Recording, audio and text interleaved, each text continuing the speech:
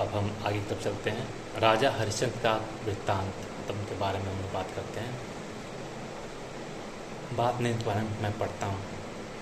राजा हरिश्चंद्र अपनी क्षमा करिएगा। राजा हरिश्चंद्र अपनी पत्नी और पुत्र के साथ पैदल ही त्रिशूल पहाड़ी भगवान शंकर की नगरी काशी पहुँच गए। उन्होंने राजसूय यज्ञ की दक्षिणा देने के लिए मुनि विश्वामित्र से 1 महीने समय मांगा था।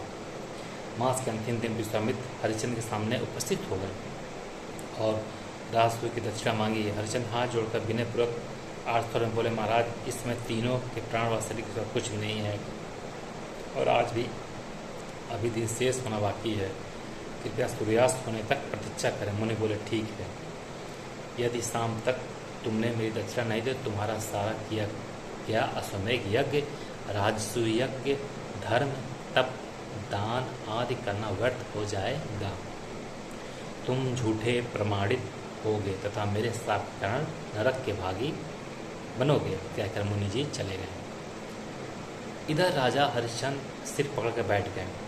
आंखों से अश्रुधारा बह रही थी। वे चिंता मग्न थे कि शाम तक विश्वामित्र को दक्षिणा कैसे दी जाए। अब तो अपना कोई हितैषी मित्र भाई बंधु भी नहीं रहा और ना एक पैसा ही है। यदि शाम तक मुनि की दक्षिणा नहीं दे पाए तो उनके साथ का भागी बनना पड़ेगा। कहते कहते मूर्छित हो गया। पति की इस शोकावस्था को देखकर पत्नी सव्या घबराई। पति को सचेत होने पर सव्या बोली, महाराज, आप इतने शोकातुर क्यों हो रहे हैं? सज्जन पुरुष पत्नी से संपर्क संतान वृद्धि के लिए करते हैं। तो मुझे संतान हो चुकी है, अब मेरे कोई आवश्यकता नहीं है, तो आप मुझे नगर में दासी के रूप में बेच दें और उससे जो राशि मिले विश्वामित्र को दक्षिण रूप में दे दें। पत्नी की इस सलाह से हरिश्चंद्र के हृदय को बड़ा आघात लगा, परंतु कुछ समय तक पति पत्नी में तर्क वितर्क के पश्चात हरिश्चंद्र पत्नी को बेचने को तैयार हो गए। राजा हरिश्चंद्र काशी नगरी में अपनी पत्नी को दासी के रूप में बेचने की आवाज़ लगाने लगे। बोले, यदि मुझसे कोई मेरा परिचय पूछे तो मैं यही कहूँगा कि मैं एक नीच, अधर्मी एवं पापी हूँ, क्योंकि अपनी प्राण प्यारी पत्नी को बेचने को आवाज़ दे रहा हूँ। परंतु इस दुष्कर्म से मेरा प्राण नहीं निकलता। यदि कोई व्यक्ति इस दासी का खरीदार हो तो सूर्यास्त से पहले खरीद ले, उसके बाद नहीं। उसी क्षण एक वृद्ध ब्राह्मण आया। बोला, मुझे दासी की आवश्यकता है, बोलो कितना पैसा लोगे? परंतु राजा हरिश्चंद्र कुछ न बोले। ब्राह्मण ने हरिश्चंद्र को रुपए की गठरी में बांध कर दे दिया और सव्या को बाँह पकड़कर अपने घर चल दिए।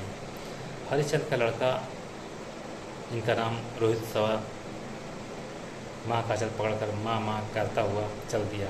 पंडित लड़के को ले जाना नहीं चाहता था, अतः उसने बच्चे को जोर से डांटा, परंतु बच्चा नहीं माना। माँ कहते हुए माँ का आंचल पकड़े पीछे ही चला जा रहा था। उस दुष्ट पंडित ने क्रोध करके रोहित शाह को जोर की लात मारी।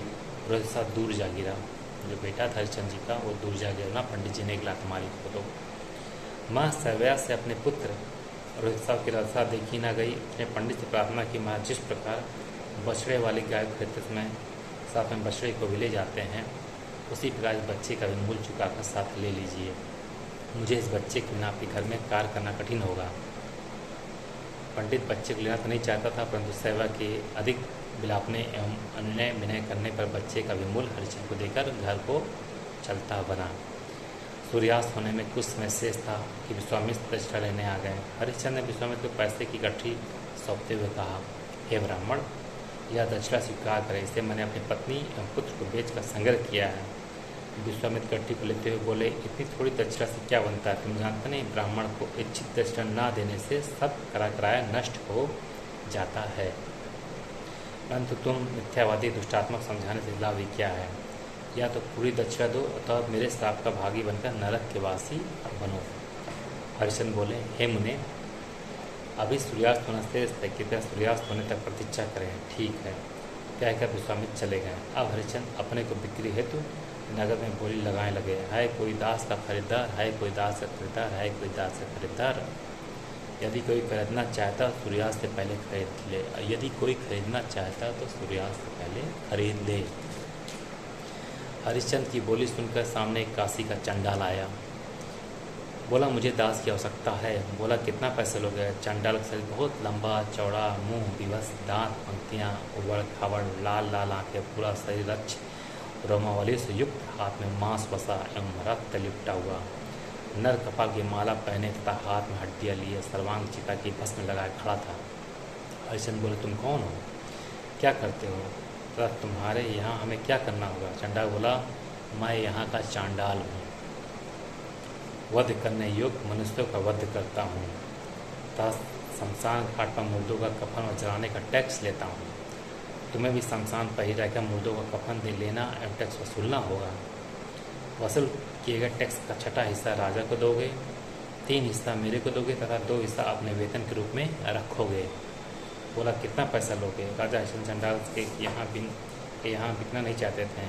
अब चिंता में पड़ गए कि विश्वामित्र की दक्षिणा कैसे दी जाए। यह सोचते सोचते मूर्छित हो गए। तब विश्वामित्र आए, मुंह पर पानी का छींटा देकर सचेत किया। सचेत होने पर हरिश्चंद्र ने गिड़ाते हुए विश्वामित्र के पैर पकड़ लिए। बोले महाराज अब मेरे पास इस शरीर व प्राण के सिवा कुछ नहीं है। मैं चंडाल के हाथों बिकना नहीं चाहता। अब मैं आपका दास हूँ, आपकी शरण में हूँ। अब आप जैसी आज्ञा करें मैं वही करूँ। विश्वामित्र बोले यदि मेरी आज्ञा का पालन कर मेरे श्राप से बचना चाहते हो, उस चांडाल का दास बनकर जा।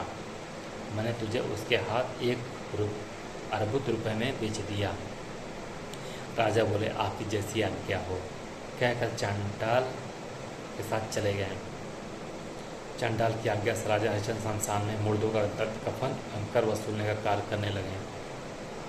शमशान का दृश्य बड़ा भयानक था। वहाँ दिन रात चिता जलती रहती थी। रात में भूत प्रेत पिशाच बैताल हाकनी डाकनी एवं साकनी आदि राक्षसियाँ नाचती गाती हुई कोलाहल मचाती हुई रहती थीं। कहीं सियार और कुत्ते कभी किसी मुर्दे को नोचते, कभी भयंकर आवाज़ें क्रंदन करते थे। कुत्ते कभी मांस नोचते, कभी खोपड़ियाँ और हड्डियों को चूसते हैं। इसी प्रकार से वहाँ ऐसा भयानक दृश्य सदा ही रहता था। इसी मध्य राजा हरिश्चंद्र हाथ में बांस की लाठी लिए सर्वांग चिता की राख लपेटे मुर्दों के कफन वक्कर वसूलते थे। मुर्दों के साथ आए परिवारिक जनों के करुण कंदन से उनकी आंखें भी छचला जाती थीं। वे दिन रात अपनी पत्नी और बच्चे की चिंता में लगे रहते थे। इस तरह बहुत समय व्यतीत हो गया। उनका शरीर जीर्ण सीढ़ वाला रूखा एवं चेहरा भी अजीब बन गया था। एक दिन रात में हरिश्चंद्र को गहरी नींद आ गई। नींद में नाना प्रकार के अच्छे बुरे स्वप्नों को देख रहे थे। कुछ समय के पश्चात आँख खोली। रात गहरी अंधेरी एवं भयानक थी। उन्होंने देखा कि एक स्त्री मृतक बच्चे को गोद में लेकर शमशान पर दाह संस्कार करने आई है। वह कोई और नहीं, वह स्त्री राजा हरिश्चंद्र की पत्नी सैव्या थी तथा वह बालक उन्हीं का पुत्र रोहितसाव था। परंतु ना हरिश्चंद्र ने सैव्या को पहचाना, ना सैव्या ने हरिश्चंद्र को, क्योंकि 12 वर्ष के बाद दोनों एक दूसरे को देख रहे थे। दोनों में काफ़ी परिवर्तन आ गया था। हरिश्चंद्र ने स्त्री से बच्चे का कर मांगा, पर सैव्या के पास कुछ भी देने को नहीं था। वह रोती हुई बोली मेरे पास देने को ना कफन है और वह ना ही कर देने को पैसे। आप दया करें और स्मृत बच्चे के दाह संस्कार में मदद करें। हरिश्चंद्र बोले मुझे तो कफन व कर चाहिए ही चाहिए। इसके बिना मैं यहाँ कुछ नहीं होने दूंगा। यह मेरे स्वामी का आदेश है। सैव्या ने विलाप करते हुए मृत बच्चे की लाश को अपनी गोद में उठाकर पुलकी पर रख दिया। हरिश्चंद्र ने बच्चे के रंग रूप को देखा और उनकी रोहितसाव याद आ गया। रोने लगा। बोले हाय मेरा बच्चा रोहितसाव भी अब इतना बड़ा हो गया होगा। पता नहीं मेरी पत्नी सैव्या और पुत्र रोहितसाव उस पंडित के यहाँ किस दशा में होंगे। मैंने कितना घोर पाप किया था कि अपनी पत्नी और पुत्र को बेच दिया, फिर भी मेरा प्राण नहीं छूटा। मेरी पत्नी सोच रही होगी कि मैं कहीं अधिक पैसा कमाकर उस पंडित को अधिक पैसा देकर छुड़ा लूँगा, परंतु मेरा यह दुर्भाग्य कि चांडाल का दास बनकर चांडाल कर्म करने पर मजबूर हूँ। कहकर विलाप करते हुए मूर्छित हो गए। तब सैव्या ने पहचाना कि मेरे पति हैं। पत्नी ने पहचान लिया मेरे पति हैं जो चांडाल का कार्य कर रहे हैं, और अपने भाव को पोषने लगी। जब हरिश्चंद्र को होश हुआ तो सैव्या ने धैर्य धारण कर राजा हरिश्चंद्र को सब कुछ बताया। दोनों बड़े दुखी हुए। फिर भी हरिश्चंद्र पत्नी से बोले मैं यहाँ तुम्हारा पति नहीं, अपने चांडाल स्वामी का दास हूँ। उसकी आज्ञा का पालन करना मेरा कर्तव्य है, इसलिए मैं बिना कफन लिए दास संस्कार नहीं होने दूंगा। पति की इस प्रकार की बात को सुनकर सैव्या ने अपनी आधी साड़ी फाड़कर कफन के रूप में दे दी। चिता सजाई गई, गृहस्थों का शव रखा गया। राजा हरिश्चंद्र बोले, अब हमें जीवित रहना व्यर्थ है, अतः जहाँ पुत्र गया वहीं अब हमें भी जाना चाहिए, कहकर वे भी चिता में बैठ गए। तब सैव्या बोली, जब पुत्र नहीं रहा, पतिदेव भी नहीं रहेंगे, तो मैं अकेली पृथ्वी पर रहकर क्या करूँगी।